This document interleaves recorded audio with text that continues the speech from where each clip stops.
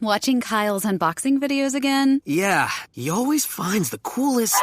No way! A robot dog? Gotta ask where he got it. Or use your Samsung Galaxy S24 Ultra. Just draw a circle around the dog on your screen, and it shows you where to buy it right in the app. Whoa, I just learned a new trick. And that for once, I beat Kyle to the next big thing. Circle it, find it with the new Galaxy S24 Ultra and circle the search with Google. Get yours now at Samsung.com. Internet connection required. Results may vary based on visuals. Bare naked, bare naked, bare naked. ABCs.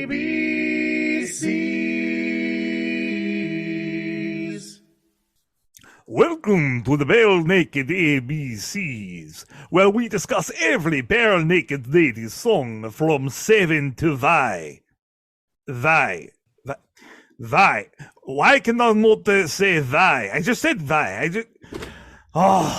And as we record today, what would be our Halloween episode, and also All Saints Day and Dias de los Muertos episode, we discuss an appropriate song, Sleigh Ride.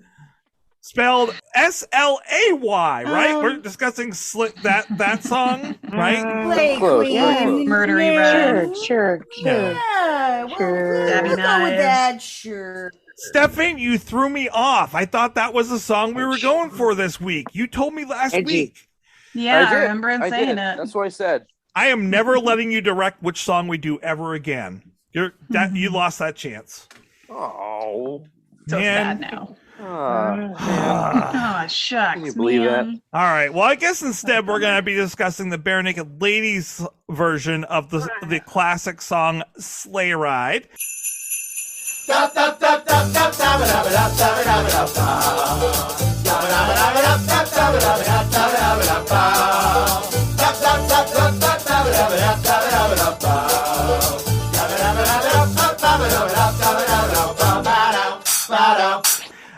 And joining me tonight, I have Heidi, Betsy, and Stefan. Welcome. Hello, everybody. Hello. Hi. Merry Christmas. Merry Halloween. It is a deep honor, personally, for me to invite tonight's guest. No one else is going to know who this lady is, but to me, nobody. No. she is fundamental toward this program. Really? Yes. Wow. No pressure. Oh, I feel a lot of pressure. Shauna was the person that introduced me to Bare Naked Ladies. I did? You did. There was a day that I came down to listen to your band in concert, and you had to go get ready, and you're like, you know what? I don't want to leave you out here bored, so let me just put in this CD for you. You're gonna love these guys, and you put in Gordon. Oh, and, yeah, that's the best album ever. And that was it. That was it. I was done. I was just attached. Yes. And so you were the one that got me addicted to BNL. So thank you. Thank you. They're still awesome. What do I say? I mean, I was listening to Shoebox just like earlier today. I love Bare Naked Ladies. They're the best. I don't know. They don't make bands like that anymore. I'm telling you. Anyway. So thank you, Shauna, and I'm glad that you're on to discuss this song with us. Absolutely. It's interesting that we're discussing a song that has no lyrics, I guess. Not really. Sort of. It's more like scatting. Yes, I think so. Yeah. I mean, it almost. I'm not really sure. I guess you could call it scatting. Sure. Synchronized scatting. Yeah. Sure. Yeah. I think that's pretty cool though, that they must have written out the scatting or had someone like decide ahead of time what they were going to do, because they are all scatting exactly the same syllables, I guess. Right. And I thought that was really interesting, which I thought, I mean, it almost sounded like I'm trying to think of like the Muppets, you know what I mean? I was thinking about that, but they were really doing like, it was like, I know. Are you? No, your dog likes to scat. Yeah, Yes, he does. Right he's trying now. to teach us what the scat lines are. Yeah. I know, huh? No, you need to do it this way. Yes, that's right. Okay, I'll put it tomorrow. Better. Oh, here it is. He likes it. But I think that they must have put them on paper. I wonder. Do you know what I mean? To be able to all say the same thing, because it sounded like, I mean, at least 3 voices, maybe 4 together. Do you think? I thought it did.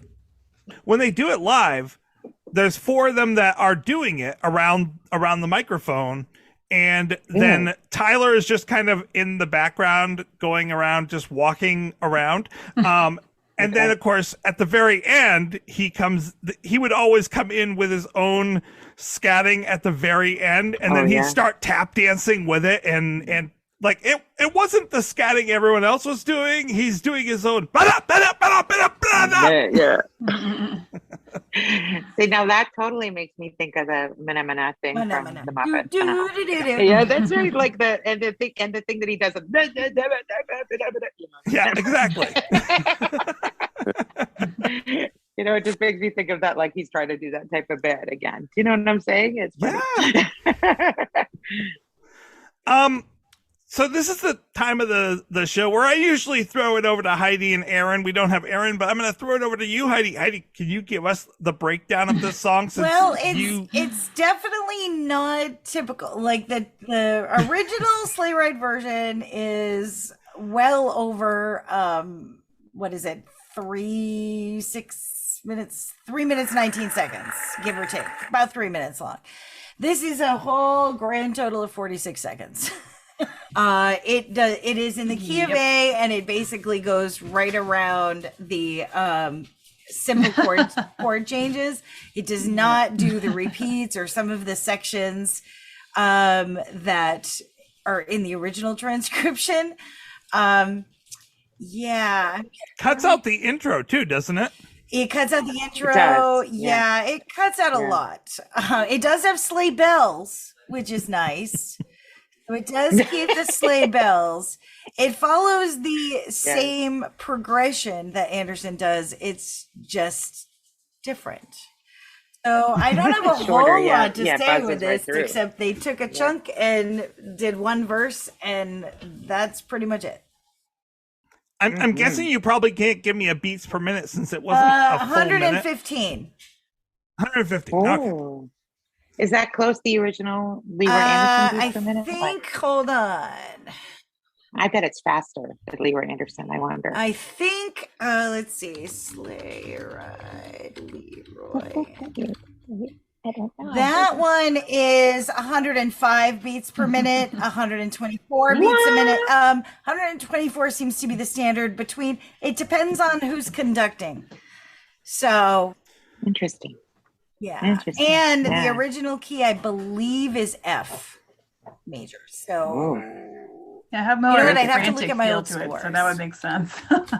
I thought when I was looking up this week, because I didn't think we'd have Aaron, I was looking it up and I kept seeing the key of F. I believe it's in the key of F. Hold on, let me just double check. All I have to do is look at it.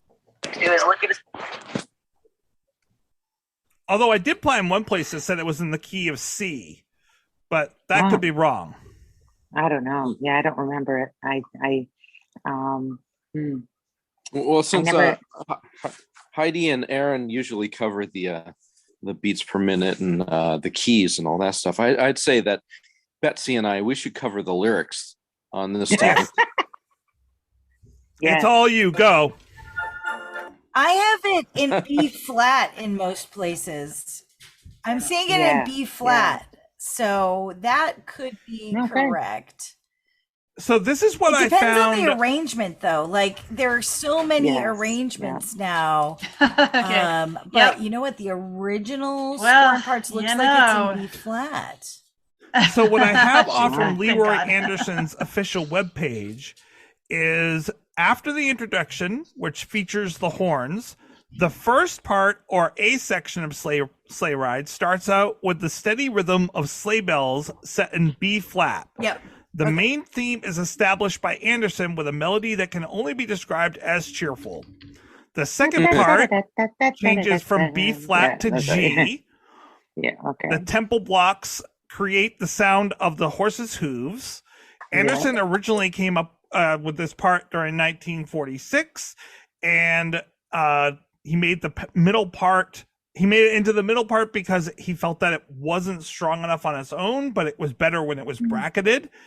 And then Anderson then moves back to the A part with a signature jazz element featuring the trumpets and trombones. And the yeah, that part. Yeah. I know. Yeah. It's sorry.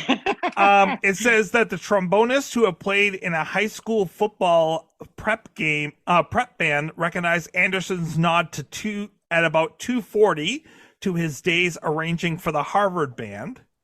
Oh, you get that band. Well, that explains Yeah, it. you get a little of that in there. That's right. You do very much so. Yeah. So that was the major thing that was on his page. That's so do we have to pay this guy a royalty for even discussing this song? Oh man. But it's not really the full form of what he really did, which is pretty interesting. Do you know what I mean? The way that they could have done that jazzy part at the end. That would have been an interesting touch at the end. Did they do that live at all or no? No, they kept it to the same For sampling. really short Same section. exact form. Yeah. Okay. It's same pretty form. close. That would be a cool addition. Anyway, sorry, just saying. No, it would have been. Like, I mean, to me, I really like what they did with this song. Not because I don't like Sleigh Ride. I really enjoy Sleigh Ride. I think Sleigh Ride's an amazing song. One of my favorites, really. Yeah. But it's cheerful. Like it's been done.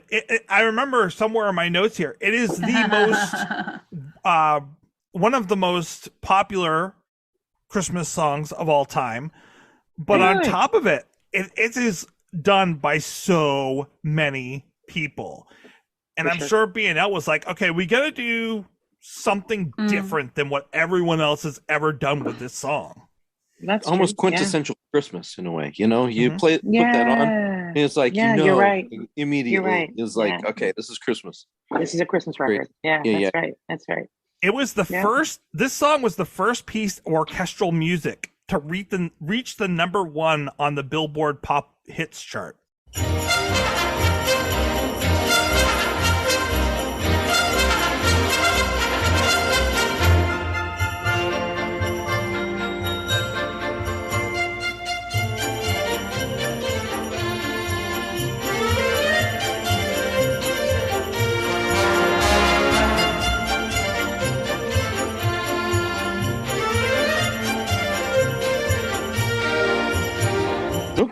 Wow. Billboard, because that's interesting because he also had didn't Leroy Anderson also do like some other ones like Bugler's Holiday and there was also like the typewriter.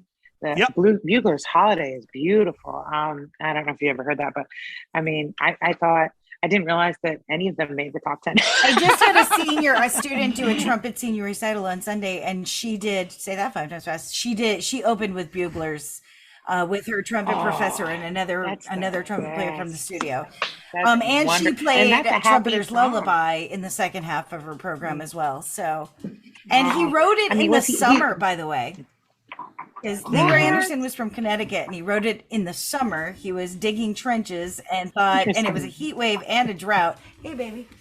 And just trying to think cool thoughts. And he was in Connecticut, but and it wasn't supposed to be a Christmas song. Really, it was supposed to be a winter melody, but not a Christmas specifically. And he started writing in the summer. He did finish it in February of 1948.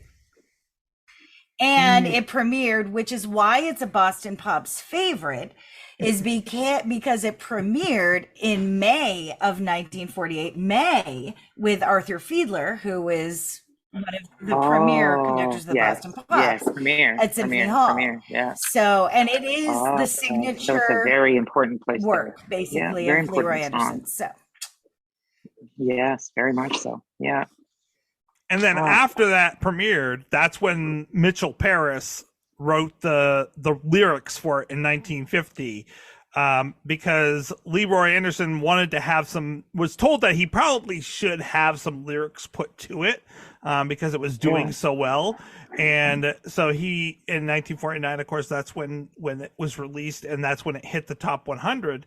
And he decided, okay, you know what? Yeah, I'll get this guy who I trust, who's done a couple of other lyrics for other songs like Stardust, and picked him out, and they became very close friends. Okie Carmichael did that. Mitchell Parrish and Leroy Anderson. Oh, Mitchell Paris. Okay. I think B&L really Carmichael simplified did. the lyrics in this significantly A little bit. and reduced it down to basically one word. Yes, absolutely. Yeah. No, that's I think still there's one a word. we in there. In somewhere. 2010, it was aired 174,758 times, making it the most played holiday song on the radio in that year. Mm-hmm. Wow. It is still listed as one of the 10 most popular Christmas songs worldwide and on the holiday on the radio. Wait. You want to hear the best part of this whole story? So it's obviously the lyrics have been translated into multiple language, but in Germany, the version is called Die Schittenfahrt. Wow. Yep. What a beautiful That German language, the language. German language is, really. Can we talk about I that? wrote that down because I was like, oh, I gotta Schittenfahrt. share that. Oh, that's a good one. Oh, the lyrics are very hard to sing. Oh my God. I would actually, if I would submit to you actually that if to do it the way they did it, they could do it faster, because to sing the lyrics is very hard. To sing it at the original, that tempo is very hard. I'll just say when you do it really, really fast. Yeah, I Really, could see because that. The lyrics are a big, especially the, giddy up, let's go, let's look at the show. Da, da, da, da, da, da, da, da. It's a lot of lyrics to put in, especially when the jumps happen at the end of the bridge. That whole thing is very hard to get the pitch and the lyrics together. It's really hard. And to place it just right and have the words go right, I would submit that I bet it would be easier to go minute, that whole thing. It would be so much easier. B&L did it much easier. Yeah, that maybe Simplified. So Leroy Anderson, I think both Shauna and Heidi, you both mentioned that you love Leroy Anderson. Tell us about what you know about him and what you love about him. Oh gosh.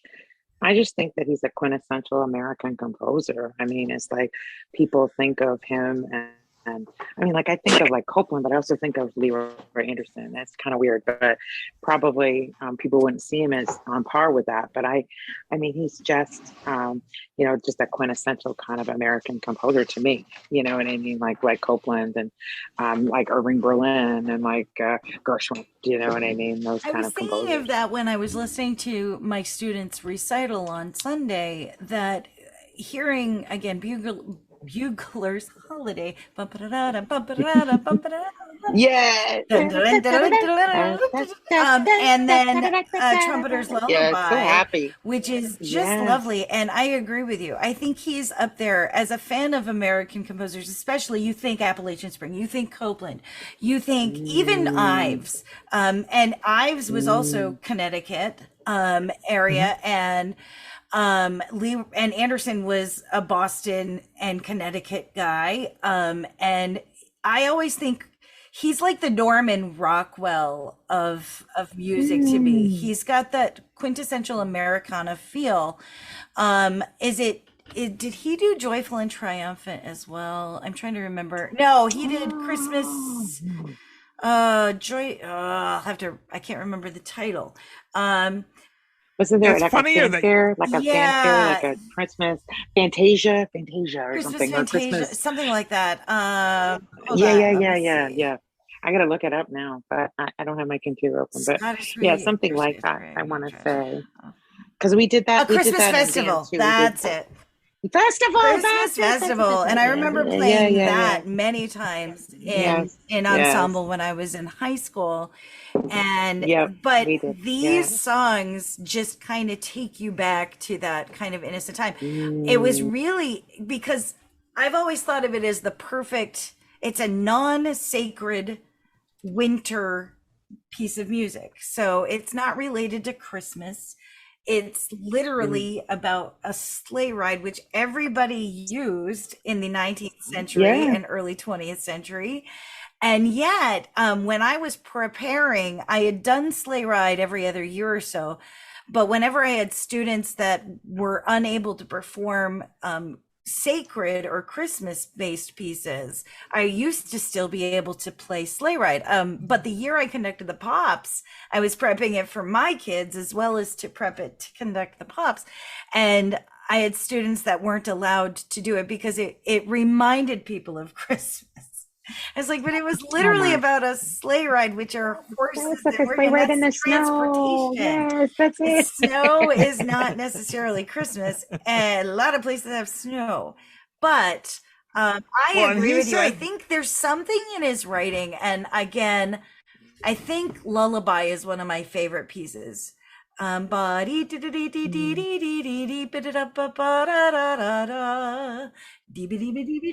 know that one as well. I gotta listen to that one. It's such a lovely piece. And he just had a I keep using the word lovely. He had such a nice approach to writing for orchestra in the 1940s and 50s, especially. And it was just, he's just good.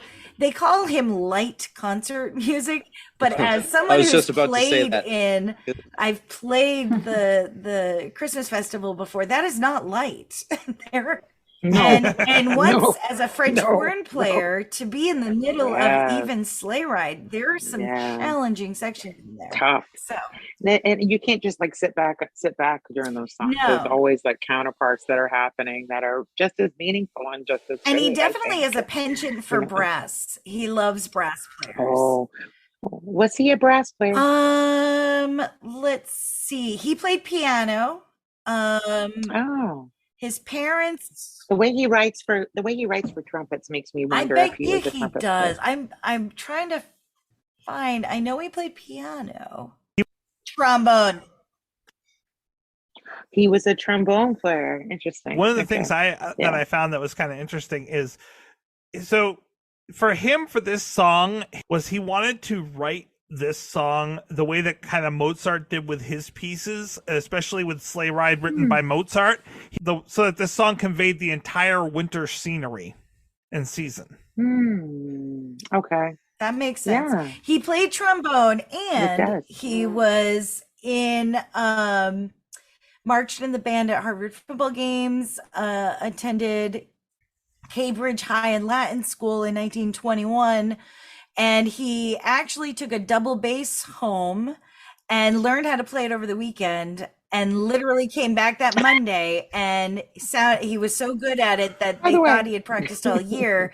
So he again played that. And he actually composed a song for his graduating class, for 2 graduating classes, actually 3 in a row, for the orchestra. So wow. On double bass. That's crazy. He composed the piece for the orchestra, the school orchestra. So he composed. I was trying to make a joke. I'm sorry. Did he play the double bass in the marching band? I don't think that would be. That would be impressive. I don't think that was ever a good. That would not be comfortable. Would not be comfortable. Just need to put him on one of those little dollies and have someone push, maybe. Little trailer, push them along. Where there's a will, there's a way. Jim, we heard that is what you need to do for your next concert. Is just he was a language teacher. Make it work. At Harvard, he was working towards a PhD, and get this, in German and Scandinavian languages, Swedish, Danish, Norwegian, Icelandic, and Old Norse, while working as a music tutor at Radcliffe. But he eventually mastered Danish, Norwegian, Icelandic, German, French, Italian, and Portuguese, in addition to the English and Swedish of his upbringing. He didn't think that a career in music held promise, so he intended to become a language teacher, and he had a position teaching German and Latin at a private school in Pennsylvania. But Arthur Fiedler encouraged him to continue his focus on music for another year. So if it wasn't for Fiedler, we would probably not have the music of Leroy Anderson. Which is probably why so Arthur Fiedler was the one in the Pops were the ones that did this song for the first time. And he became the orchestra arranger for the Pops in the 30s. So, yep. Really? I'd be interested to hear those recordings and how those were arranged. I bet the brass was really featured very well, I bet, in those recordings. Given, you know what I mean, his other arrangements, I wonder. These are my specials that my daughter sent me. So Heidi was so cute. They're from the Norway section, I think. Yep, Norway. Norway. Ooh. But the reason I had them on is because they were on top of this. Yeah, pull it back a little bit further. Yeah, I can see it's a frame. Can't see it. Yeah. Okay, so the corner of the frame, maybe. So that is. Go ahead, Heidi. I'm going to let you tell everyone what that is. That is signed by the one and only Maestro Keith Lockhart.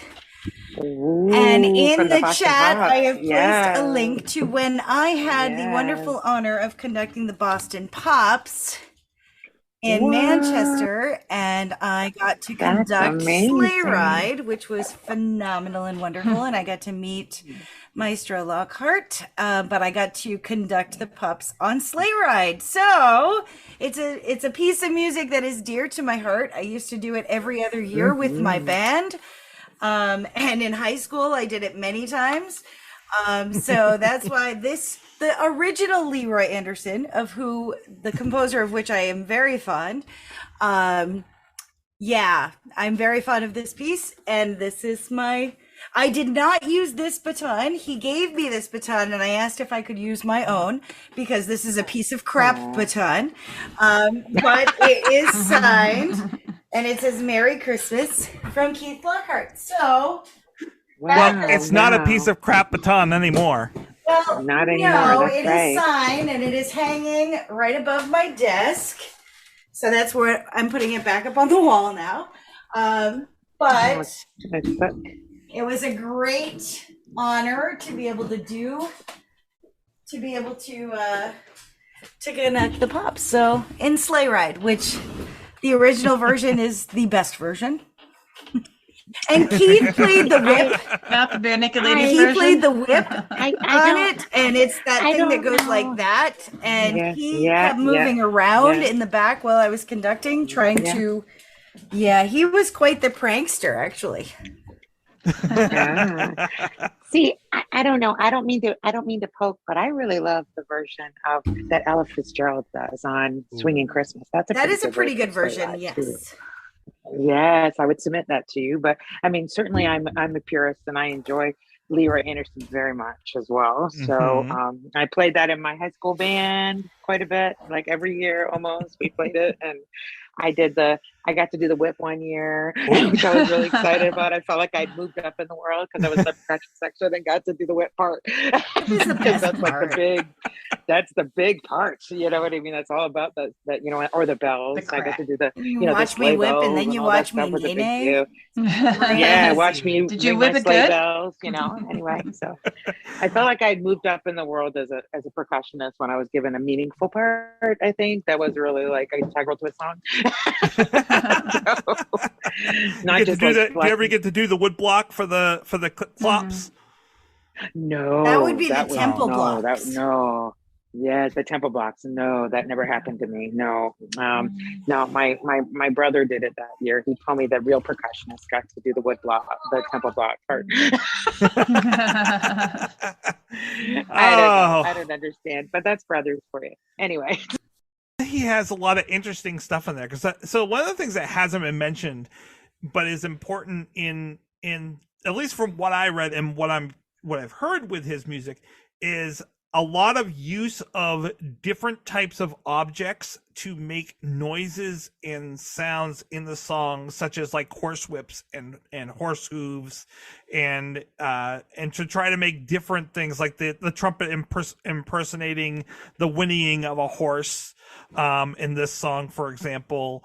And one of the other big songs that he had, which most people actually would recognize without knowing it, is the syncopated clock.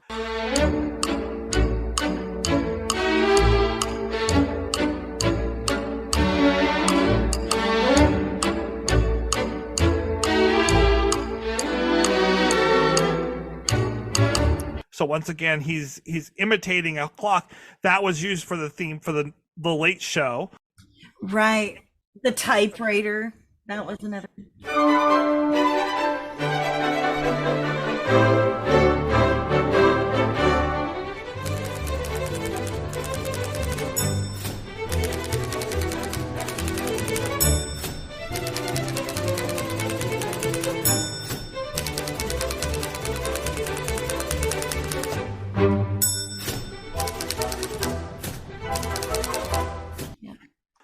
Oh, the typewriter. Yes, that was him. That's right. That's a good one too. Yes. Yes. Yeah. And then, all the other ones, the clock and things. I don't think that people realize how many of his songs are just kind of part of our life too. He's one of those composers as well. I think that it's just like a lot of the, like Copeland in the same way with Simple Gifts and other things like that. Many of his melodies are kind of around and about us, and we don't really realize that they're his. I wonder, do you know what I mean? With Copeland, it's like that beef is what's for dinner, that big like orchestral thing that's from Copeland, right? Yeah, that's Copeland, and people go, "Oh, what's that?" And I'm like, "That's Eric Copeland." Everybody in my life's like, "Ooh." Is the syncopated clock the same tune as the Jeopardy theme song? Different. I'm not sure about different. It's Is a it little bit different. Yeah. Syncopated clock is ba-da-dum bum bum bum bum ba-da, ba-dum bum bum bum ba-da-da-da-da. Very similar. It's a little bit. Okay, no more because I'll have to pay. About that. It's a little bit of a play of that. You know what I mean? Like, I think if you think about Merv Griffin wrote the Jeopardy theme, I think, as well, and he kind of played on that. You can, if you listen to them back and forth, I wonder how close it sounds. So close to it. Sounds very simple in my ear. Yeah. I was tempted to yell out, "Who is Leroy Anderson?" The Jeopardy theme song is called "Think," and it was written by Merv Griffin as a lullaby for his son. Oh, it works. Wow. Way to put an audience to sleep. Yeah, for sure, huh? It's always that time right before 8:00. It's time to go to sleep now. Yes. It's time to, I don't know. So this song has been in the song, of course, that we're talking about, which is Sleigh Ride, has been in a lot of movies. I'm not going to list all the movies. We'd be here all night. But the first movie that it was ever in, actually, it didn't get credit for, and had nothing to do with Christmas. It was the main theme for a 1949 Western called The Streets of Laredo. Interesting. Really? I don't. Was that a John Wayne kind of movie? I wonder. No, the main actor in that was William Holden and William Benoit. Oh, yeah. Interesting. Yeah. Very interesting. Yeah. Not to be it didn't get any credit. It didn't get any credit. It got no credit. Come on, give the guy a little bit. I know. Yeah. That's not easy to do now. It's not like he didn't make a name for himself later, but well, it's not easy to do now. It's probably easier to do then, I wonder, in the 40s, right? But I wonder, it's not as easy to do now. Okay, so one of the things I found this week, guys, on Wikipedia said that Sleigh Ride is a 7-part rondo form. Someone help me understand what that means. Rondo form? Rondo form? Yeah. Wait, what did you just say? So it said the Sleigh Ride is a 7-part rondo form The first rondo episode utilizes an unusual, unprepared modulation to the mediant, then the supertonic.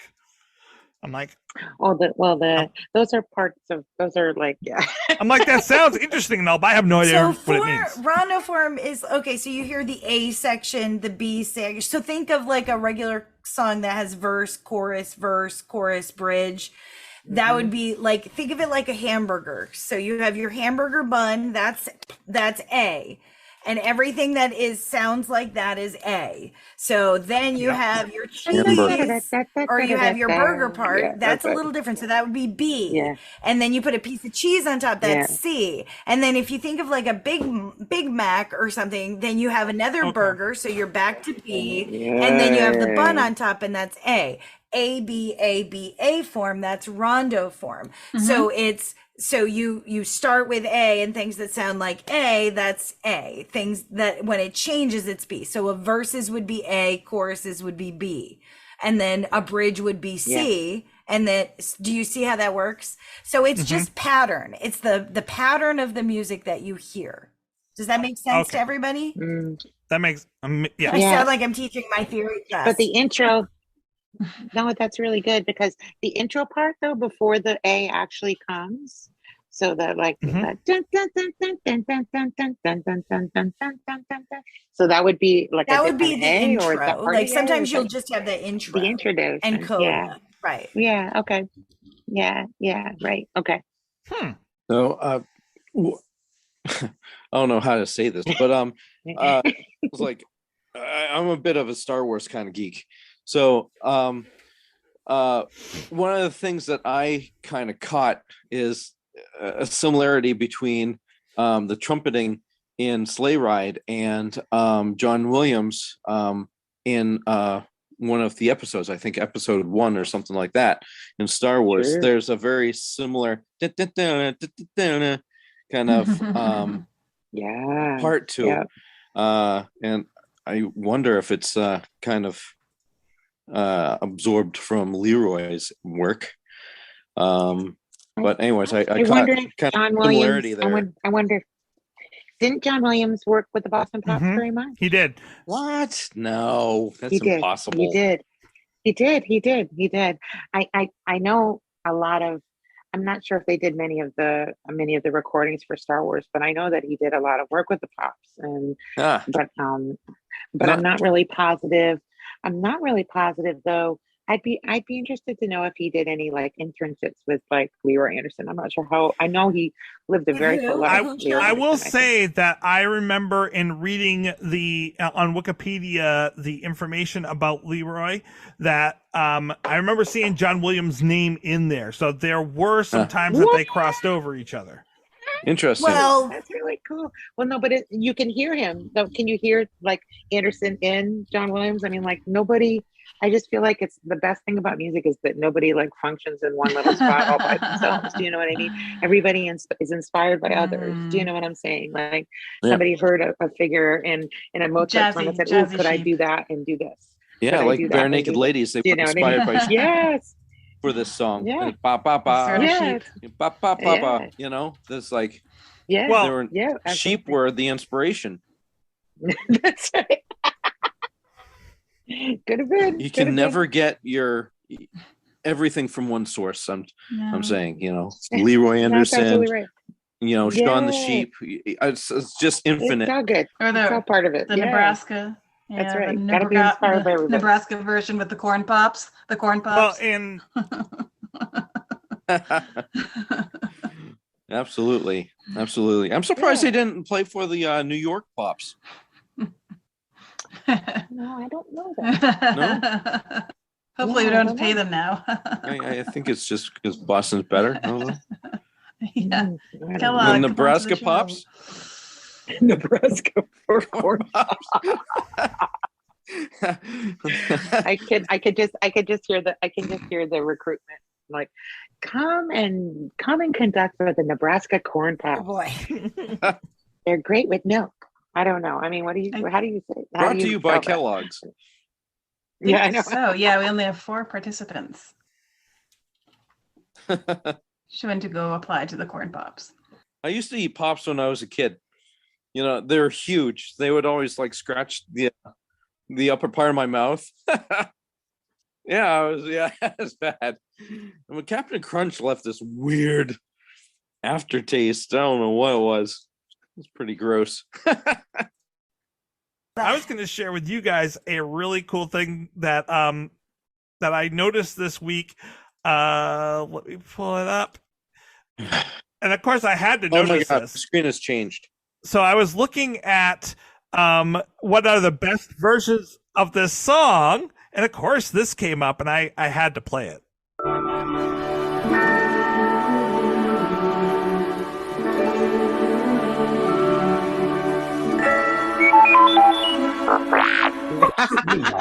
That noise is singing, you silly bucket. What, me teach you how to sing? Well, I don't know if I can or do. You see, it's rather complicated. But perhaps I can explain music if I try to sing you the explanation. You see, there's a kind of sound you won't find in your mem. Recall. When you add a note to one you sounded just before, and another one after that, and then another 3 or more, and suddenly you are singing notes galore. Oh no, Artu, it's more. There's a kind of feeling when you sing a melody, and another person sings along in harmony. It's the loveliest thing that you can do. Boy. Make your voice sound grand. The unpublished works of Anthony Daniels.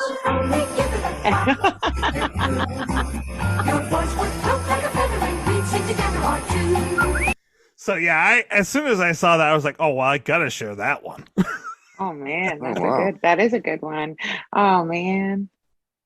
And of course, there's also a Squirrel Nut Zipper version. Oh boy. Can you guys see this? There's no squirrels.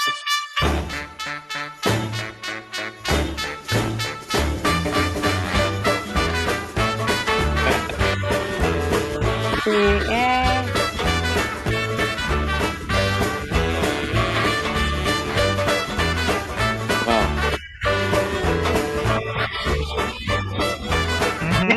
Sounds like something you'll hear in New Orleans. Yep. Yeah. It almost has a Mardi Gras feel to it. Very much. Very much so. So I got to be exposed to a couple of different versions that I had ever heard before this week, and I was like, "That's pretty cool." Sleigh Ride's one of my Ella favorites. Fitzgerald, I think Ella Fitzgerald's version is just amazing. She swings like crazy. It's just amazing the way she sings that. It's really beautiful and the best trombone solo ever. Leora Anderson would like it. I bet.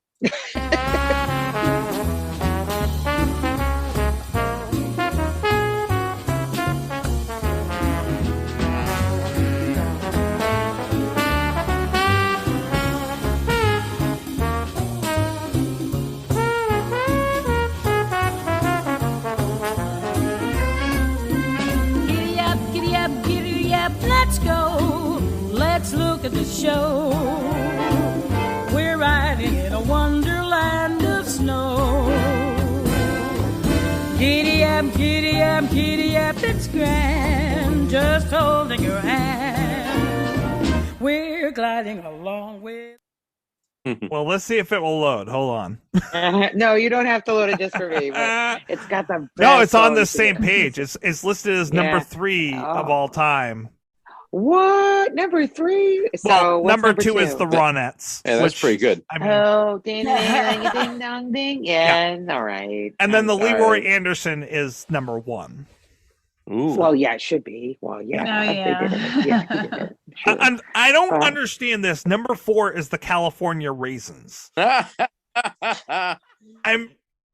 not quite about that one. Oh my gosh. And Bing doesn't even show up until number 6. Well, his one was pretty good. I mean, the one aside from Ella's probably. I mean, Bing could be good. I mean, but really the one. I mean, really, Leroy Anderson's is the one that's the classic one that everybody thinks of. Really, I mean, That and Johnny I Mathis. mean- Like everyone hears with Johnny oh, Mathis.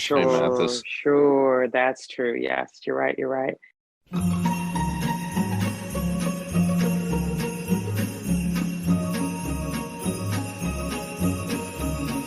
just hear those sleigh bells jingling, ring, ting, tingling too. Come on, it's lovely weather for a sleigh ride together with you. Which the Johnny Mathis one didn't even make the list. What?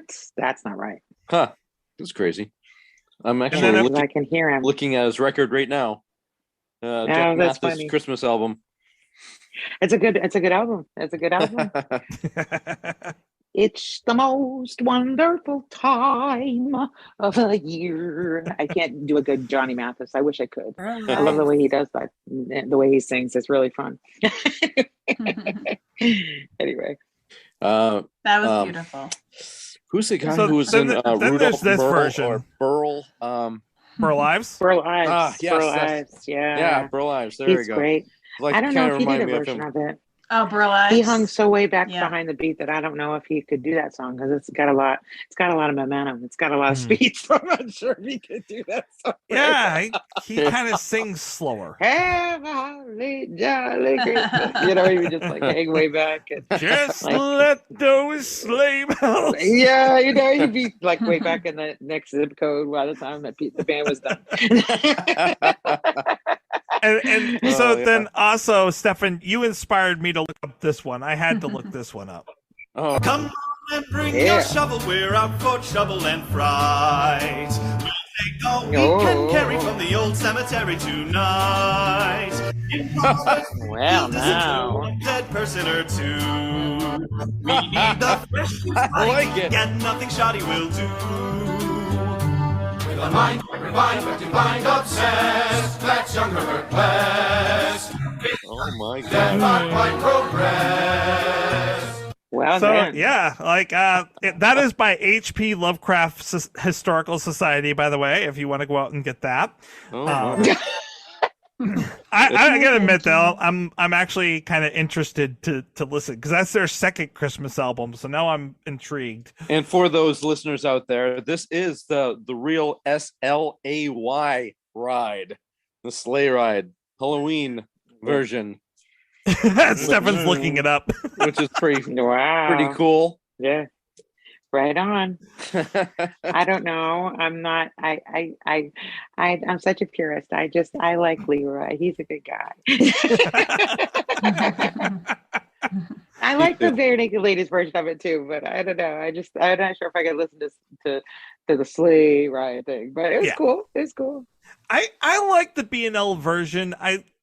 Once again, like when I went out to get this album, for me, it was like, okay, I expect them to sing some traditional stuff. I expected them to write some of their own stuff, and then I expected them to do some odd and different things.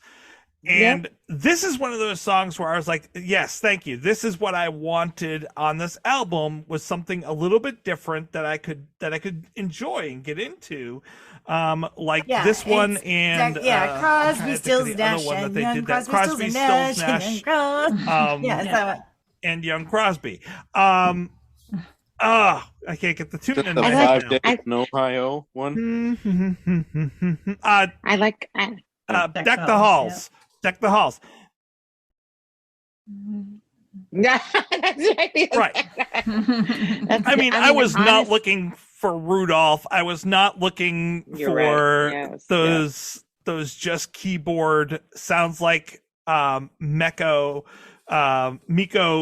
like type of songs. I didn't want that. I wanted B&L, and that was this for me. Absolutely. And I honestly liked the way that it was in the album itself where I saw it. I mean, I just saw the album on Spotify and I have it. And I just thought it was interesting because they had like the songs that were before and after were kind of, I don't know if they were heavier per se, but they were just, you know what I mean, softer and quieter maybe. And they just kind of made it stick out in a different way. Do you know what I'm saying? If that makes sense. And I thought it made it a little bit more like, okay, we're going to be lighthearted for a minute. And then we're going to, do you know what I mean? Get quiet again. Do you know what I mean? The way they put it in there, I thought was really interesting. I'm a big fan of the Elf's Lament on that album. I like that a lot. The way because I just think it's irreverent and kind of fun. You know what I mean? Like you wonder what they really think, and it just kind of made me think it was smart. They're just smart I think artists just in general, I think too. You're right. For me, they put this on the back go ahead. half of the album. So it's right between, it goes Deck the Stills, which is the one I was just talking about. And then we go to a Kevin song, Christmas Time, oh yeah. Then we have this song, and then Christmas Picks, which is the Jim song. Yeah. And they're I'm both always, kind of, I think it was Rudolph. hit or miss with BNL's Christmas album. I think we've done a couple of their songs, and I think there's one that I was so disappointed with. And I think I ranked it like a 1 or something of that out of 5. It was disappointing. This one, I'm glad that they kept this somewhat intact, and they didn't butcher it. But I think I'm glad that they did the they had something to it that was not just keyboards or anything. They actually sung a little bit in there, even though if it's one word or one sound. I'm still glad that they did something that was good there. I guess. Do you think that they thought that, like, okay, we need to do some obligatory traditional Christmas song, and they kind of put their own spin on it by being kind of, peppy and funny and irreverent, but then it also sounds like they had a couple eggnogs and just kind of belted it out in one take? I agree with that. I agree with that. They're having fun. I could see them. I could see them having fun with a couple eggnogs and being like, let's do this. Not Ed. Yeah. No, maybe not. Yeah. Yeah. Not Ed. He doesn't drink, but yeah. But still. But they were having fun. They were having fun. But I don't know if they could have done it in one take, because I think they would have to get on synchronization with what they were gonna do. I think if they weren't doing the scatting, they could have done it in one take. But I do you think this was a naked track on their? Oh my gosh, that'd be great. I would. That would make me so happy if it was. Not that they do that thing anymore, but. Well, not after. Not after. What was that? Was it E2E? Sign me up. Something like that. Sign me. Yeah, the E2E. Sign me up. Yeah, that was their last one. Yeah. That took care of that problem. I don't know if you guys have any more to say about the song. I'm out of notes. I'm good. Yeah. Really? No trouble for Tracy on this one? No? I don't have a problem with this song. But it sounds like you do, Stefan. No, I'm a purist. I agree with Shauna on this one. It's like Leroy just, knocks it out of the park. It's freaking fantastic. And the Ronettes, they're pretty good. And who's number 3? Number 3 was who? Somebody else? Ella. Anyways. Huh? Ella Fitzgerald. Ella. Yeah, Ella's just... Yeah, we're going to kind of throw it, but throw it our way. Yeah. Sorry. Sorry, BNL. You're not that good. No. But I think that's why they did this. I think their point was, you know what? We can't hold up to the Ronettes. We can't hold up to Ella Fitzgerald. We can't hold up to Johnny Mathis. There's a good point. Like, we're going to purposely not do that. Right. We're gonna say we like Leroy Anderson, and we're gonna try to be like him for a minute. Is that what you're thinking? Well, that's what I'm thinking, because when it comes down to it, the original version, if you're going to be a purist, had no lyrics. True. Good point. Never thought about it that way. Well, I mean, I still it shouldn't be a throwaway though. It shouldn't be a throwaway. It shouldn't be like ba ba ba ba. Well, and maybe do you think they thought it was the throwaway though? Maybe. I mean, I don't know. I don't know. It's hard. I mean, to me, it does feel like one, but it almost. I mean, it does create a different energy on the record, I think. But if you think about, I don't know. See, I'm an old person that thinks that people think about records in that way. Do you know what I mean? As a journey from beginning to end, right? And so I just wonder, you know what I mean? Like, is this the irreverent, like, truck stop that you're going to have a nice piece of pie at? And then you get back in the car. It's like when you open presents. Some of them are gone. Some of them are really good. Thinking out loud about it.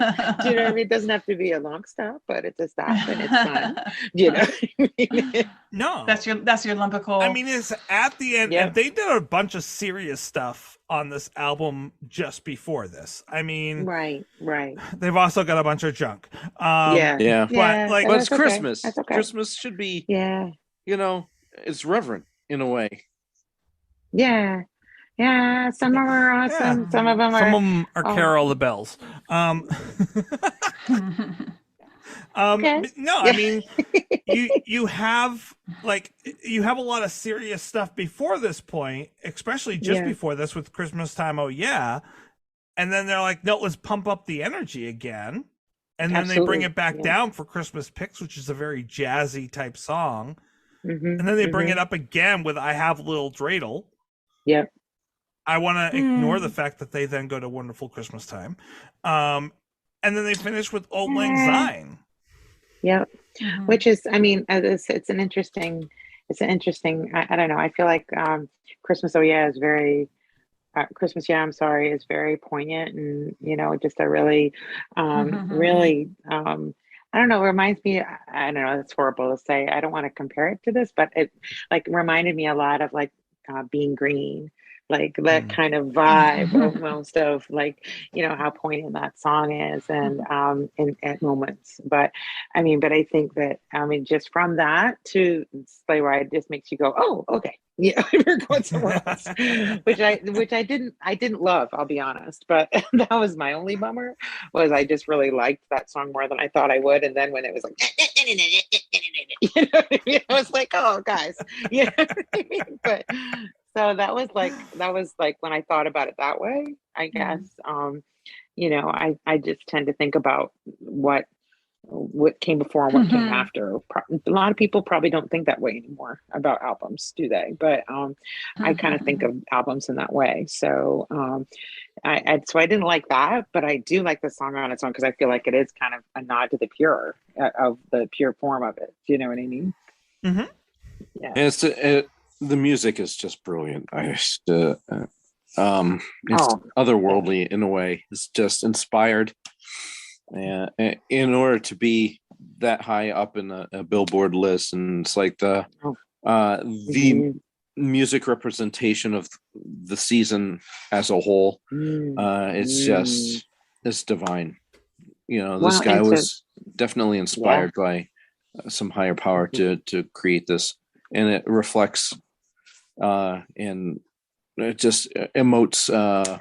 Brings on emotions that are perfect for whatever that is, wherever that time is, whether it's Christmas or winter time or, when you hear it, you can see the snow on the ground, you can see the snow on the trees, and you can smell the wood fires in the air, and you can, it's just, you can visualize it just from sound. And that takes genius. Resist right there. temptation. And I don't think it came from him, though he is a genius. I think it's just it channeled right through him, for sure. I mean, in the middle of summer. In the middle of the summer. Exactly. I know. That's what's so amazing about that. And do you think, here's my question. Do you think about the original when you hear the version of that Bare Naked Ladies did? There's some tambourine. You hear those parts in your like in your memory when you're hearing that song. Do you know what I'm saying? Well, I'm glad they kept that. Or does that make it some of that? It's not the same. You know what I mean? You have to know. Yeah, I don't know. For me, I do. You do. Okay. Yeah. Okay. So you hear the original in the back, and you go, "Oh, hey, that's nice." Or no, it's missing it. Yeah. Yeah. No. They are using. It sounded like ukulele. Yeah. Well, and I think I'm the other pretty thing sure we haven't brought up there, like you had said, I think Heidi, there's sleigh bells in this, and that's it. That's the only instruments. It is an a cappella, pretty much. So what should we decide for? I'm pretty sure I heard ding ding ding ding ding something like that. Something's in there, but I'm not sure. I'm almost either a banjo or triangle. You know what? I can find out the easy way. Or I mean, maybe I'm. It's like way back. Squirrel. Something like that. It might be. Don't it do might it. be. I'm gonna look at them playing it live. Oh gosh. Yeah, there's drums. Ukulele, bass. Oh no. Or mandolin. I think it's mandolin. Like one of those slicers that you use in the kitchen? Ooh, Bare Naked Ladies animated Christmas lights. I'm now intrigued by that, but I'm not going to get myself down a rabbit hole.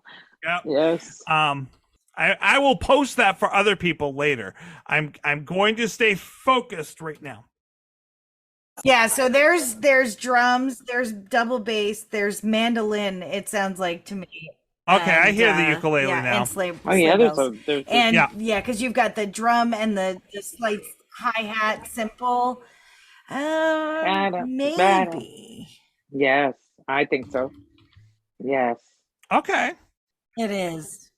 Yeah, she's decking out. Or a washboard or something like that, maybe even. I don't know. It's like it's like, but it could be on the strings. That could be very stringy oriented too. That can do that. It sounds, I don't know. It's hard to know. You can get that kind of sound on a fret. I don't know, because it would have been Tyler probably doing it, and it just lists Tyler on this album as drums and percussion. Very much could be something like that. Yeah. You could have done it on the wall somehow. So I was thinking, because one, this is to me, this is a very Muppety type song. Like it makes me feel like a Muppet. As you always say, Heidi. And then the other thing is with what you brought up earlier, Shauna, like and the way that they're singing this, it makes me think of Phenomena. Absolutely, so yes. The rating this week is going to be, how many Phenomenas do you give this song? Oh my gosh. Marvel, we know you're listening. Come on the show. Oh, so wait, what's the highest? So we rate it on a scale of 0, which is you absolutely wish this song had never been created. You would love to Thanos snap it into inexistence. And 5, which is that you think it is the most wonderful song ever made. So I'm going to give you a couple minutes to think about it. These guys have a little bit more experience with it, and kind of probably could put down what they want for numbers pretty easily. So I'm going to hand it over to you first, Heidi. I want to go hopefully for positives on this. Heidi, what do you give this song? We got a purist. I can see the look on her face. Yeah, I mean, it's 46 seconds that I wish I had back on my album. Wow! No, I'm just kidding. No, it's fun. It's light. It's a filler. Yes. Like I just had a lot of holes in it. I wish they'd have done something different. Just like with Rudolph, I think they could have done something very, very cool. Yeah. There are so many good songs on this album that I love. Like Shauna said, I love Christmas Time, oh yeah, I love that song. I love Footprints. I love, like, there are some great tunes, but these, it's kind of like, oh, we had 46 seconds to kill, let's throw on this, and it's fun. It reminds me of what they probably would be doing out throwing snowballs at each other, so it's not the worst thing, but it's just, sorry, my boys are coming home, sorry. It's fun. It's like what I would be doing on a school bus with my kids coming back from a band show or something. We'd be just doing that, singing along. Well, and maybe that's not so bad. I mean, I guess that. Yeah. No, it's not so bad. It's fun. I would say it's definitely not even in my 3s, but I would give it a 2.5. 2.5. Okay. All right. Which is very low for me. That is very low for you. That's I think one of the lowest song scores I've ever heard you give. Yep. That puts it just barely above Psycho Killer for you. Oh, there. But you still rate it as higher than Oh Holy Night. So that says something. Oh, that's the one that I hated with a passion. Yeah. And you gave Night Photographs a 1.5 too. Wow. You didn't like I didn't like that one. Photograph? Night Photographs. Night Photographs. That was that really bad demo version. Yeah, I don't know that one. I have to look that up. Yeah, that's true. I don't know that one as much. All right, let me hand it over to Betsy. Betsy, how many do you give this song? Well, I don't love this song just because it feels a little phoned in, kind of going through the motions of here's your Christmas song. This is a traditional one. We're just gonna throw it in real quick. But there is a fun tone to it and a light tone to it. And it sounds like they're having fun. But at the same time, just kind of, and they're synchronized with their scatting. But I when it comes on, I'm not like super excited by it. But it is, again, 46 seconds long, so I don't skip it. It's just gonna play itself out. So to cite an Aaron term, I think I'm in lockstep with Heidi, and I'm gonna give it 2.5. Okay. Okay. Stefan. I actually agree with both Heidi and Betsy. It does sound like a band coming home from an actual concert or something of that nature, and they're like just pulling it out of their bums. So, but I like the instruments. I've been saying this for songs that I really don't like from BNL, that the music, the instrument playing, and how they do it is just great. And I do like that aspect of it. It was fun, light, poppy. It's the song. The ba ba ba, that's kind of, of course I'm singing it wrong because I suck. But it was all right, But I think the thing that gets me is, like, for me, like, a Christmas album isn't a joke. If I want to listen to a joke album, I can listen to Weird Al or something of that nature, and he's got tons of them. But for me, it's like, I want to listen to a great band create a great album about one of the most sacred times of the year. I don't want it to be a joke, So it's like when they take something and they kind of, let's just, throw it into the wind and see what happens with it. And it's like, you're better than that. Be better. Stand up, be better, and just perform and do the best that you can, because you guys can really knock this out of the park if you wanted to. So I agree with both Heidi and Betsy. I'm going to rank it a little bit higher because I do like the instrumentation in the background. It's just light and poppy, and it's fun. And I do like the simplicity of the lyrics. I'm definitely not overwhelmed with any of that. It's very You're not simple. going to forget the words. No, actually, it's like one of the few songs I did remember. Which is nice. It's nice. You didn't have to look up the lyrics this week, Stefan. Well, I did have to do that. I'm not that good, but I'm going to say, gosh, where do I stand on this one? I'm going to say a 3.25 because the music, I think, is still solid, and still kind of gives credit to Leroy and his original work, because they're just great musicians and they play the music really well, and I think that's kind of the key to it. Absolutely. All right, Sean, I think you got a feel of how this goes, although the scores are kind of low for a normal BNL song. But I want to know what you think. Like, what do you think about this song? How many Menominas do you give this song? Menominas. I forgot. Menominas. Yeah, that's right. I think 3, I guess. I think they did nod to the original, which I appreciate. I did feel like it was almost like throwaway, that I was hoping that they would do a little bit more. Oh, I like that one too. They would make a little bit more happen, musically behind, I guess, or with what they were doing. But I think they were reverent. I think they're just having fun, and I think they want you to have fun too in some of the music that they do. I like you, Shauna. I think that I like you a lot. I'll give it a 3. I wouldn't say that it's like 5, but I would say that it's definitely 3. There's some other songs that are totally 5 for me.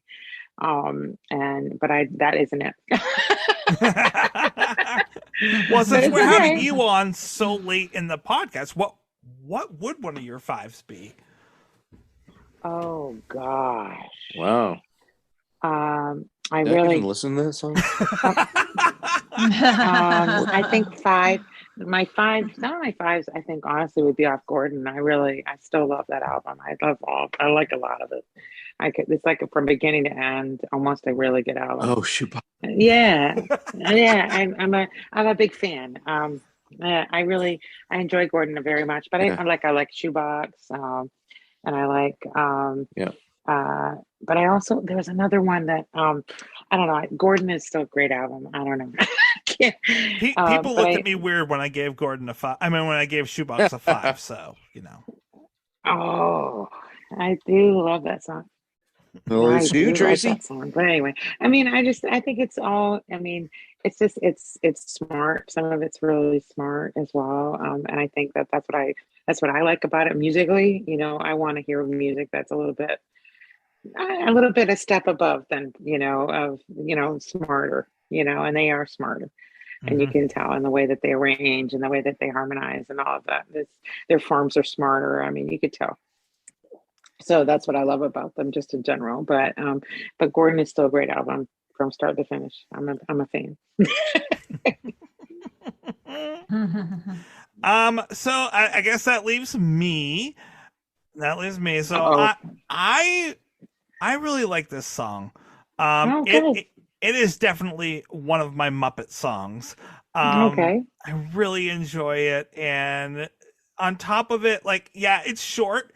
But I think if you're doing something like this with the song, it has to be short. Unless you're going to then, in the middle of it, suddenly switch it up and do something completely different. But then that might be too jarring. Maybe they tried that and they're like, that's not going to work. And that's why they kept it short.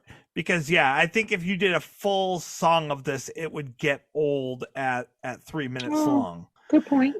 Yeah. I think at this point in the album, I don't feel like it's irreverent. I feel like you guys had said this is something that maybe a band would do or on the way back home from a concert. They're just having fun and just they're not thinking. They're not sitting there and being all okay, we're going to do something with changing the chord here and we're going to do something complicated here. They're just no, we're going to have fun with this fun song. And I feel like that's kind of what they did where they're kind of let's just enjoy it. And for me, that's always true for me. And the lyrics are simple so I can sing along with it. That helps it. So That's right. And at the point in the album that this is, I was looking for that. I was looking for that bounciness and I got it. And so I give this a 4.1. Whoa. Ooh. Yeah, I really like this song. Ooh. All right then. Well, it is a cheerful song. That's for sure. I can see your point of view. I can tell you, this song really makes me smile. Does it make you smile, Stefan? Oh my gosh, is this the intro to the next song? Oh. Does it make you smile, Heidi? Rolling on a segue again. Makes me smile, Tracy. It makes me smile. The next song is not segue. Big smile on my face. No. Oh, sorry. The next song is Smile. Oh, there you go. So I was come back next week and hear that. But for now, I do want to give everyone an appearance to go out and listen to. This is the first Christmas song that we have talked about since this came out, which was a very virtual Christmas that they recorded. They recorded it in 2020, but they released it just this last Christmas in 2021. Again, this is the first Christmas song that we've discussed since they've done that. So that is the appearance for this week that I recommend people to go listen to. Because, is it their most complicated music? Is it them playing an amazing album? No, but it is them having fun at Christmas. And I recommend doing that as we start to approach the Christmas season. Yeah, I agree. Yeah. Life's too short to not have fun. Are any of the band members Jewish by any chance? So Steven is half Jewish. Okay. Oh. Not really part of the band anymore, but that is where a lot of the Jewish songs came from on this album. Okay. I don't remember if his mother is Jewish or his father is Jewish. Hey, leave his mother out of this. for it, guy. Shauna, thank you so much for joining us on this discussion. Oh, I'm so happy to do this. It's so fun. It was so fun. Thank you. I'm glad that you still love Bare Naked Ladies. They're pretty awesome. Yeah, you got me. It was great having you to meet on. you, Shauna. Oh, thanks so much. It was fun to talk about Leroy Anderson. My gosh, I've forgotten all the stuff I knew about him. I know. I keep thinking Leroy Brown too. I know. Yeah. Baddest man in the whole sleigh ride. I gotta. No, I'm gonna look up this whole like John Williams, Leroy Anderson connection now. I gotta look that up, man. I think he interned under him. I already went down Get a rabbit out. hole, Shauna, and there are several interviews where Williams was interviewed about Anderson's music. But I've been down several rabbit holes of articles tonight, which is why I've been a little they're quiet. okay. I mean, they're okay composers. They have one or two hits. I don't believe he did. I just wonder if he interned with him. Yeah. I just wonder out loud. I'm just thinking because I hear about it. I just hear a lot of him now that I'm thinking about it. Like a lot of him in Williams. So it's interesting. Which ones? You know what I mean? Nobody's in a vacuum. Everybody's getting influenced by everybody, you know? It's cool. They'll make it, right? Maybe they can, you know, they're kind of okay. John Williams, you know, just played for a couple Olympics, you know. Well, how old was Williams when he conducted Star Wars? No idea. And Jaws. No like, idea. how old was I have he no at idea. that point? Anderson passed in 75. Because I'm just trying to think. Like Anderson was 75. 40s, 50s. In Like May. I could Year see before I that. was Like that born. could be a very So, influential and then- time for Jen I think Williams. Star Wars came out in 75, did it not? Or Yeah, 77? and then Jaws was 77. Jaws was so, in Jaws was in the 70s sometimes. So yeah, he had possibly. passed. Yeah. Yeah. It's possible. I mean, you hear a lot of 77. like especially in that last march, that Imperial, not Imperial March, you're hearing in that too, but like a lot of the fanfares, yes, very much. The throne room scene. Yeah, maybe. So John Williams was born in 1932. So he would have been around 18 years old when this song came out. Huh. So I could see how that would be like Anderson's music would be very influential. True. Because he's probably deciding Sure. to go into music at that point, you know, if he's 18, you know. He's probably choosing his path. He wouldn't have necessarily learned from him because he went to Juilliard and University of California. But I could definitely see where he'd be like, you know, growing up in New York, be like, yeah, like I this music is trickling down from Boston and I recognize it. And this is amazing. Yeah, I'm surprised he didn't protest the Boston Pops. Yeah. Being a New Yorker and all. We can. Yep. Happy to help. Thank you again, Shauna, for joining us for this discussion. All right. Thank you, Shauna. Thanks. You too. Yes. Okay. All right. Nice to meet you. Have fun. Have a See you good later night. then. I've got to go eat BLTs now. Have a good one. Num num num num num num num num num. Okay, That's bye. last thing. Num num num num. How do I figure this out? This thing. Thanks, that was fun. Don't forget, no regrets, except maybe one. To celebrate joining Pantheon Podcasts, Rock Camp, the podcast, the official podcast of Rock and Roll Fantasy Camp, is giving away a guitar signed by Mike Portnoy of Dream Theater, Marty Friedman, formerly of Megadeth, and legendary shredder Zakk Wylde, plus our rockstar counselors like Vinny Appice, Monty Pittman, and more. To enter to win, simply follow, rate, and review our podcast on your preferred platform, and that's all you have to do. For more information, go to rockcamp.com/podcast.